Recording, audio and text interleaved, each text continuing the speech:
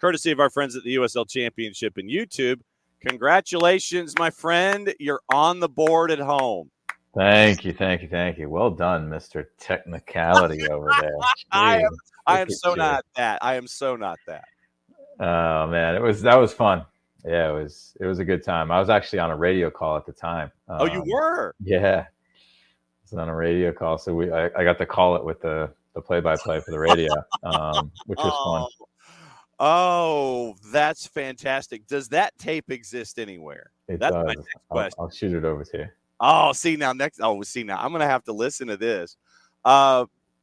Take me through that day. And I know, obviously, that night outside of the 90 minutes, we'll get into the 90 minutes coming up in just a bit. But take me into that day and what it was like to see the fire. Did you pay off the fire marshal to make sure that everybody that could get in, and even more people could get in? Everybody got in. We lucked out. Mother Nature was great to us. We had a beautiful day, and everything went great. I mean, we had an investor brunch in the morning. Then we toured what will be the stadium and the stadium site, and saw the construction and the progress going on there.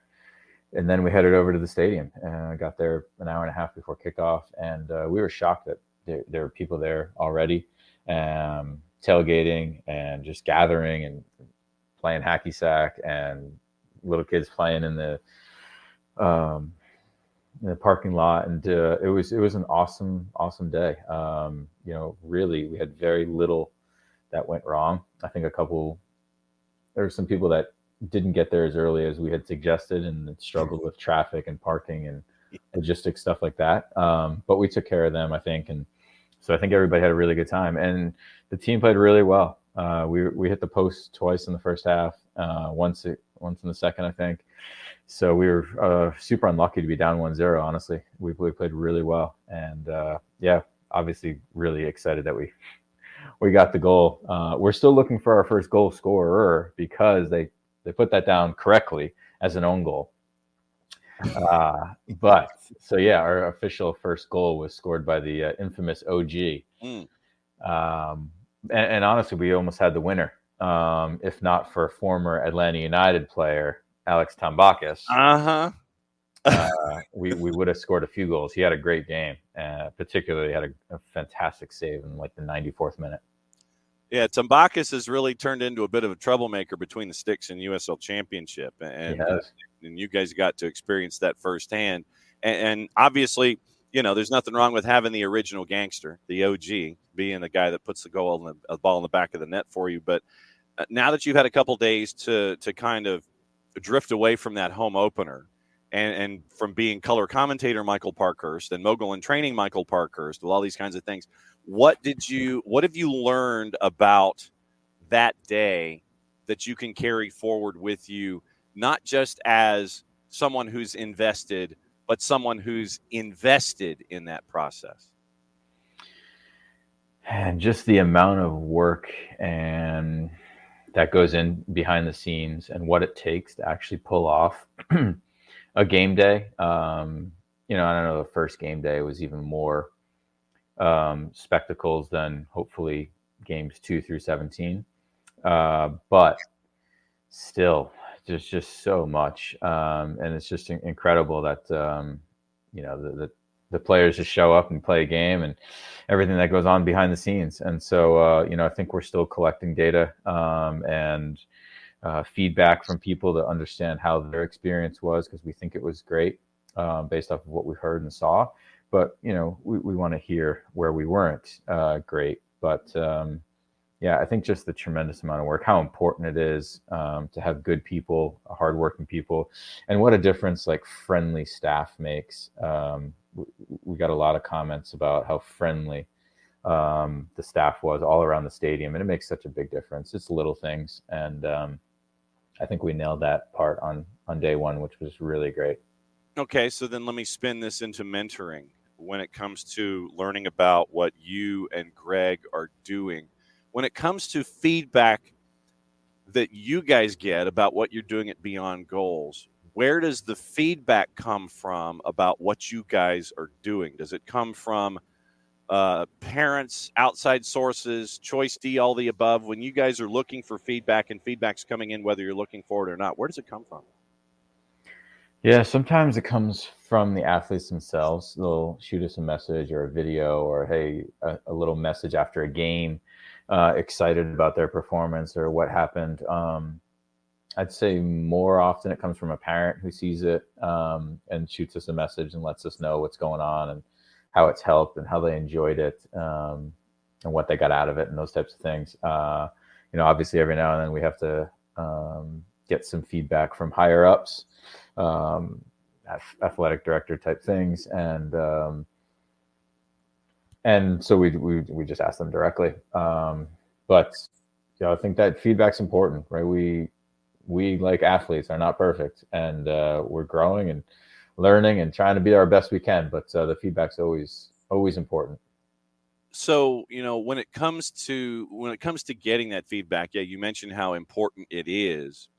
And I think that whether you're a mentee or a mentor, it's taking it earnestly. I think that that's got to be part of the process where you don't take interpersonal feedback seriously if it's critical. And there are ways to be critical, but at the same time you can put it in a way where it's constructive criticism. And I think that that's a difficult balance and a delicate balance, because I know that sometimes there are folks that just are critical for the sake of being critical. And they don't quite understand the idea of constructive criticism, and they just blurt it out and it just hits you like a hammer.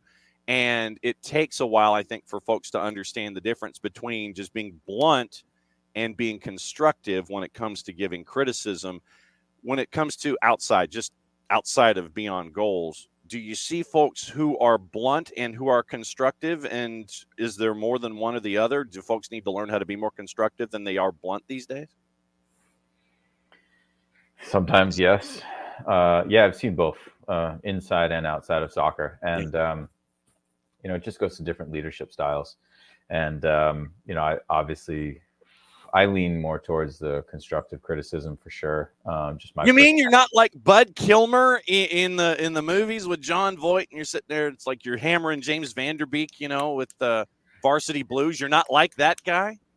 I don't know that show or what you're talking about, but no, the Varsity Blues movie with James Vanderbeek? Nope. Okay, well then I'll probably have to send it to you. But okay, I'm trying to think. All right, so then let me see if I can find a reference that both you and I would get, maybe General Patton, like George C. Scott from Patton, where you're just kind of yelling at somebody and you just open the hairdryer out and it's just kind of like rah, one of those kinds of things. Did you ever see Patton? No. 2 for 2. There's a lot of movies. You could probably do a lot, John. My wife tells me all the time I've never seen anything. I don't understand any inside joke about anything. Okay, there, and I know that it's a generational thing too, but there are folks who are hard asses, and that's just the word that I'll use. And they don't quite understand that being a hard ass, especially in today's world, that's not going to hit everybody. That's not going to hit everybody the same way. Some folks will sit there and they'll look at a hard ass and go, okay, yeah, bro, whatever. And then, you're just kind of like out the door. Mm-hmm.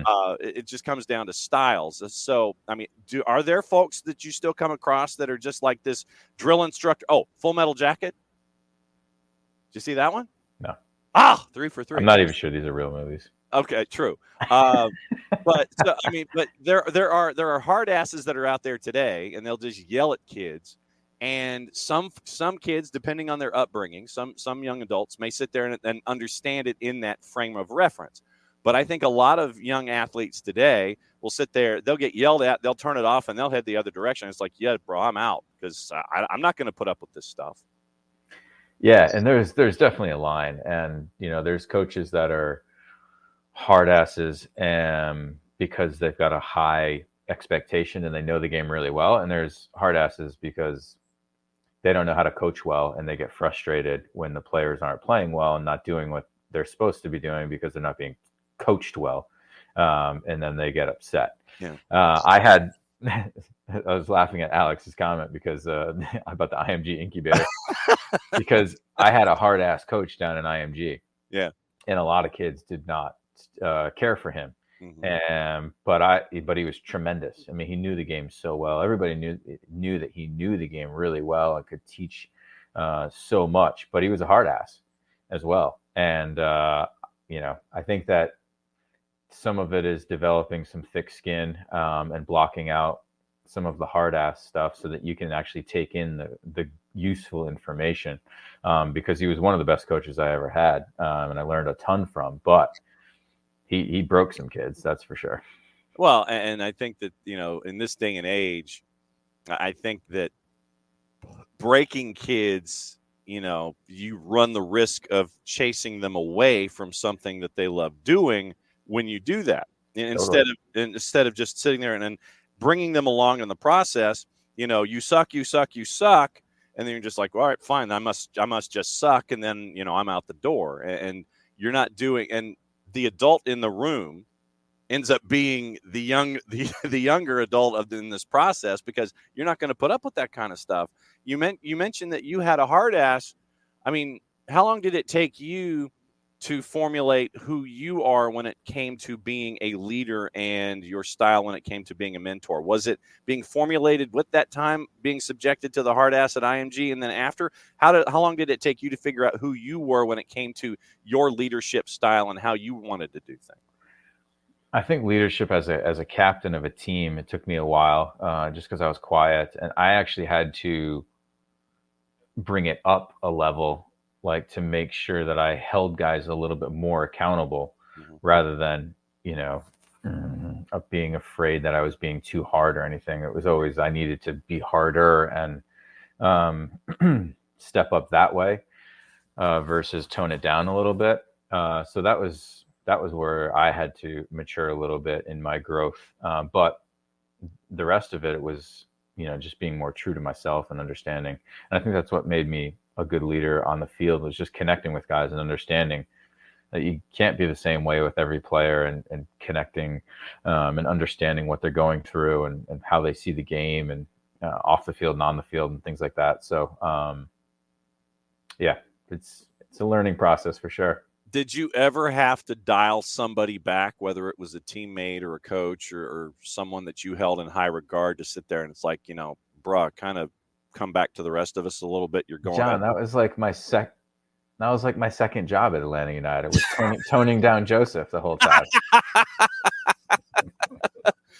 Like, bruh, dial it back. Him and Leandro. Leandro, chill out a little bit. Relax.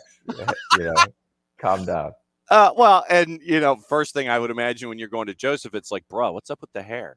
It's like figure out a style, figure out a color scheme, and stick with it. It's like, you don't have to be all over the place. I get the idea, but come up with something stylistically. But I mean, and the fact that you're dialing teammates back and things like that, I would imagine, and I would think that also that what plays into that is your own upbringing, because you have the different nationalities and coming together, and how one nationality interprets a situation could be different from how another nationality, and how somebody else from a different continent dials up a situation. And so you, as a leader, have to take that into account as well, because not everybody is from the subdivision around the corner that you brought together to be a part of this club. I mean, you're talking different hemispheres and time zones and upbringings and all these kinds of things. That's gotta be a real challenge for someone who is the captain of a soccer team, with all of these different angles coming at you.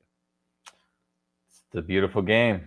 Beautiful game. Unites us all. And I think that, in those instances, like, I'm learning too, right? I'm trying to tell Joseph to dial it down, because the way that he's portraying his emotion and his energy is just over the top and can't happen within the group environment. But I also was learning at the same time of like how he sees things and how he wants to hold the team to a high standard, and what he perceives as a high standard and what's not, and the emotion behind it. And the last thing you want to do is kill someone's emotion. So I never wanted Leandro to play like me, or Joseph to, be down at my level, as far as stability, emotionally, right? Because there's some guys, and those are two of them, that they need that emotions in order to play, right? So you don't want to kill that, So it's just, understanding everybody's perspective a little bit and trying to see how it all fits in. But that's what makes you teams unique. So then after Snowmageddon happened and LGP gets the red like in the 38th second of the match, did you talk to him at the half? Did you say, bruh, we're out there freezing our butt off, you've got a red, we're down a man after like 9 minutes? I mean, can you recall that conversation publicly? Were there colorful metaphors exchanged? I think I was too cold to say anything to Latch. Because I don't think that was Snowmageddon, right? That was the next year. What was one of them? Okay, so yeah, it was the next year, which actually that game was colder than Snowmageddon because it was so windy. Oh, that's right. Yeah, it was so cold. Oh my God, that was the coldest game I think I've ever played in. And so, yeah, you're right. Snowmageddon was the orange ball fiasco, and then the next year was when it was like 12 degrees below zero, and it looked great on television, but everybody had the dragon's breath. So no, you're right there. Yeah, but yeah, in instances like that, yeah, there's absolutely a need to say something and to say, hey, you know, like that's why we talked about Serginho Dest, right? Same kind of instance. It's like, man, you're letting a lot of us down here. And it's one thing if, like, you know, it's a second yellow and you catch somebody, it's like tough luck, like those things happen, or it's a red card and it's like a little bit of an unlucky deal. Like, I get it, right? It happens every now and then, but other instances where it's completely avoidable, like those are the ones like, hey, that's selfish right there. You're letting everybody down, a lot of people down, and that can't happen. When it comes to being a mentor, does your tone change depending on the mentee? Are you a harder edged individual? Are you a harder edged version of yourself toward other mentees than you would be toward others? Or do you have a uniform way of approaching things and you talk to everybody in the same tone? Is it like that as a mentor, the same as it was as a captain? I think that the mentees that I've been having conversations with for a long time, yeah, I could be a little bit more direct because, I think that they understand where I'm coming from with everything a little bit better, right? So when I see something on film or we want to talk about something, like, hey, this is just how it is, and I don't need to give a back explanation or anything like that. But I think starting up, for the most part, similar tone. Obviously with the older players, it's just a little different conversation and wording, but yeah, try and take the same tone in the beginning at least. Have you ever really had to try to kick somebody in the pants? Not really. Okay. No. Well, and I think that's a good thing, though. I mean, because mentees want to come to learn, and the fact that you and Greg really haven't had the I'm not going to say the chance, but you haven't been in a situation where you've really had to dial it up and turn the hairdryer on and really get somebody to understand where you're coming from. I think that's huge because it goes back to what we're talking about with, the stereotypic small town high school football coach who wants to yell, or the drill instructor that wants to yell to get a point across. I think that's a good thing today, that you and Greg can sit there and keep that even keel and rub off on others, because if you're that way with your mentees, the mentee can sit there and it's like, yeah, I'm learning from Michael Parkhurst and Greg Garza, and they're really cool about things. Sometimes they do have to be tough about it, but it's still that uniformed approach, and it's not, yelling their heads off and they're, coming after me and turning me off of what I'm trying to do. I think that's clutch. Yeah, and I think 95% of the mentees we speak with, we are doing the opposite, right? We're toning them down. Like, hey, you don't have to train that much. You don't have to be soccer 24/7. It's more that way than it is like, hey, you need to get out there and show that you love the game. Do a little bit more here. Mm-hmm. We do have some rapid fire stuff. There we go. Casual Friday. See, Abby, of course. Abby getting to the hard hitting questions. What's the rest of the shirt say? It's Casual Friday. So sure is. No doubt about it. We have our resident Charleston Battery fan who is already. I know. I see Dell over there laying down the gauntlet for you. With the Battery and Rhode Island FC coming after things. It's our next home game. Yeah, see, I mean, then now this is going to be the interesting part. I want to find out, and I know that you'll be keeping these kinds of numbers, and you'll have folks there at Byrne that will be keeping these numbers about the number of visiting fans that make the trek to see what's going on at Rhode Island. I want to see now. Do they get like the 10% of the tickets? Do they get like that number? Do you put them like in the temporary stands up in the corner where they're having to get the worst seats available to try to yell their heads off? To be honest, John, I don't even. There were a few New Mexico fans there. That's crazy. Yeah, and I said hello to them before the game. Really nice people. And I don't know where they were sitting during the game. I forgot to find out. No idea. But the stadium is pretty small, so you put them on the hill with the Italian restaurants. Don't tell me different. You put them all the way out there, man. You can see the game from up there. You're fine. Rapid fire to kind of wrap things up here with you this morning. We got 7 minutes. Let's see. So Alex wants to know what you thought about Sasha Kleshin, making an appearance for the Des Moines Menace out west in Open Cup and coming in PKs to help them advance. What do you think about Sasha? Unbelievable. That's crazy to me. It seems like he had like a week notice. Like this conversation started a week or two ago, and coach was like, "Hey, can you play?" And he was like, "Actually, yeah, sure." Yeah. And then he shows up, and that turf looked brutal. I saw a couple highlights from the game, and I had 120 minutes on that. I can barely stand for 120 minutes straight without my knees or back hurting. I can't believe it. But good for him. Like, that's awesome. If somebody called you up, like if FC Motown had called you up or something like that to be a part, and hey, we want you to be on our roster for Open Cup, you think you could dial it up for a couple of minutes and maybe some PKs? Nope. Really? Okay. So you'd have to be on the sidelines styling and profiling in the golf shirt, yelling and pointing your fingers. I see how this goes. Yeah, totally. Yeah. No, I was just asked recently about the TST tournament again. Yeah. If I could play for a team there, and I was like, guys, I wish I could, honestly. But who's covering my workers' comp? Exactly. It ain't going to be the tournament. That's for damn sure. They're not going to do it. Dell and others want to know, did you fill out a bracket for March Madness, and how is it doing? Yeah, I did fill out a bracket. Kentucky lost her last night. I had them winning a few games. So you didn't have the Golden Grizzlies of Oakland University. I know. My former teammate, Steve Clark, would be disappointed in that. But no, I did not have Oakland beating Kentucky. Other than that, I think I came through unscathed, maybe. I might have been. Oh, you know what? I think I had BYU beating Duquesne, so I lost that one. But that was it. Oh, man. So. Yeah. For me, traditionally, it's the 12-5s and the 6-11s that really help me. I've got Grand Canyon winning a couple games. That's my team that I know nothing about that. I thought, hey, they're going to do it. The Grand Canyon Antelopes.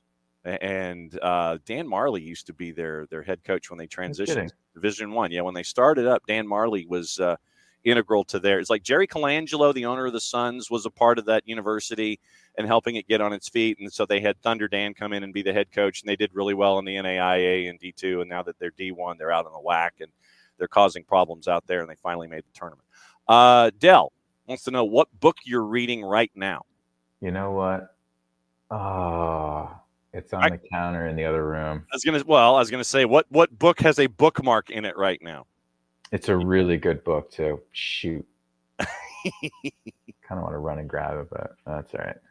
I don't know. You got 4 minutes. Do you think you can run into the kitchen and get it? I need 10 seconds. Okay, so he's gonna go run and get his book and figure out, as you see the SDH scarf behind his chair, which is fantastic. The fact that it is a part of his office setup. So now Parky's got his earpieces back in. Hidden Potential from Adam Grant. Why this particular book, sir? My wife was reading it, and I don't know why she found it. And she's like, I think this would be good for you and the mentoring. And I'm only 40 pages in, but it's really good. Okay. So I think it's going to be a really good book for me to understand and read. And I think I'll gain a lot from it. Okay. And then Abby wants to know about what you thought, what happened last night. Bart Keeler from the Soccer for US PODs coming on after you at 10 o'clock. So what'd you think about the USMNT match last night, Mike? Yeah, it's always disappointed when you give up a goal that early. It just throws the game plan out the window. Like all of a sudden, Jamaica's like, all right, well, I'll sit back and take less chances. And I don't know, a 1-0 lead after 30 seconds just changes things. So honestly, I don't take that much from it. It's good that they fought back. I thought Miles looked pretty strong, so that was great. Obviously, he had a hand in the tying goal, and he almost no, he had a head in the tying goal. If he had a hand, if he had a hand in the tying goal, we'd be talking about things like Maradona. True, and then he almost had one in extra time as well. He had a header, so he looked good, which was great. But I mean, the field looks terrible. What are they doing? I hate grass into Jerry World, brother. That's what happens. We played the Open Cup, not Open Cup. We played the Gold Cup semifinal there in 2013. It was the worst field I've ever played on. True story.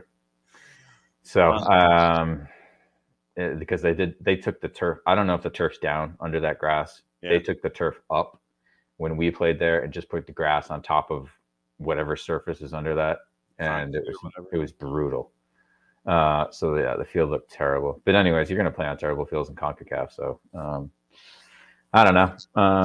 Yeah, Herediano comes to mind. Yeah, Haji Wright looked good when he came in, so that was nice. Yeah, it's like Haji Wright. He's on his way to vacation, and he gets a phone call. It's like, Bruh, can you come and help us out? I read about that too, and I'm like, his wife's a keeper. And I wonder, did she and the kid? I'm assuming he's got kids. I don't know. Did they continue on to Dubai without him? Did they, turn around and go back to the house? I don't think you could, I don't think you can cancel that kind of a reservation and your plane tickets, can you? I don't think that close. It's like if you're at the airport and you get a phone call, you're not going to cancel.